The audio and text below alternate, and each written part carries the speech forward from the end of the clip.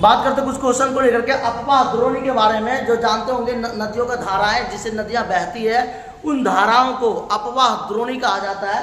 देखा था अपवाह तंत्र किसे कहते हैं? जिन धाराओं में नदियां बहती है उन धाराओं को, जैसे आप जानते हैं कि नदियों की दो धाराएं होती है, पहला समानुपाती में धारा होती है, दूसरा असमानुपाती में, जिसमें से नदियां बहती है। जैसे मान लीजिए हिमालय से नदियां निकलती है और गंगा से निकलती है, तो जिससे हिमालय है और हिमालय से जो पिघल के निकलती है नदियां, तो वहाँ से जो धाराएं होती है उन्हें अपवाह द्रोणी कहा जाता है। उन द्रोणी को अपवाह द्रोणी बोलते हैं, जहाँ से नदियां बह करके निकलती है और बहते हुए आगे निकल जाती है। तो जानते हैं अपवाह तंत्र किसे कहते हैं? अपवाह तंत्र। तो अपवाह तंत्र आपसे पूछा जाता है, अपवाह तंत्र किसे बोलते हैं? यानी जिन बहती धाराओं में, अपवाहों का यानी कि अर्थ होता है किसी नदी तथा उसकी सहायक धाराओं द्वारा निर्मित जल प्रवाह को विशेष अवस्था है जिसे अपवाह द्रोणी कहा जाता है, जिसमें नदियां बहती है। तो आप जानते होंगे अपवाह तंत्र का अर्थ होता है किसी नदी तथा उसकी सहायक नदियों द्वारा, धाराओं द्वारा प्रवाह की विशेष अवस्था। और अपवाह का अर्थ क्या होता है? नदियों की बहती धाराओं को अपवाह तंत्र कहते हैं।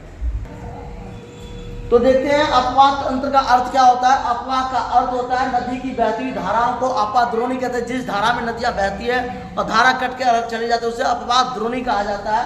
अपवाह कहाँ से होता है? अपवाह कहाँ से होता है? तो बात करते हैं नदी में, कुआं में, क्योंकि कुआं का जो शेष भाग होता है, आप जानते हो कि पानी की जो बहती धारा होती है उसे हम अपवाह कह सकते हैं, या नदियां में जो बहती धारा होती है उसे हम अपवाह कह सकते हैं। सरिता तालाब या समुद्र हो गया जहाँ से धारा बहती है।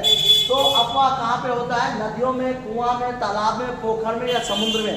सबसे ज़्यादा समुद्रों में अपवाह बहुत ज़्यादा होता है। भारत में अपवाह को कितने वर्गों में बांटा गया है? भारत में अपवाह को 2 वर्गों में बांटा गया है। पहला हिमालय नदियाँ, दूसरा प्रायद्वीप नदियाँ जिससे कि वर्षा की धारा से बहती आती है, और सिंधु ब्रह्मपुत्र धारा इसमें आ जाता है। अपवाह का क्या फायदा होता है? तो बात करते हैं अपवाह का फायदा क्या होता है। जब नदी का पानी अधिकतम मात्रा में बहता है तो वह वन संसाधन के लिए विशेष समतल बना देता है, और यह उत्पाद के लिए बहुत अच्छा माना जाता है, जहाँ पे वस्तुओं का उत्पाद हो सकता है, खेती बाड़ी हो सकती है, इसलिए अपवाह तंत्र सबसे अच्छा होता है। भारत में अपवाह का विशेष भाग क्या है? तो गंगा नदी, अब जानते होंगे भारत का सबसे बड़ा अपवाह तंत्र कौन सा है? तो गंगा नदी है, जो भारत में 2600 किलोमीटर की दूरी तय करती है और गंगोत्री से निकलती है। यह अपवाह का विशेष तंत्र माना गया है जिसमें नदियां बहती है। जय हिंद, जय भारत।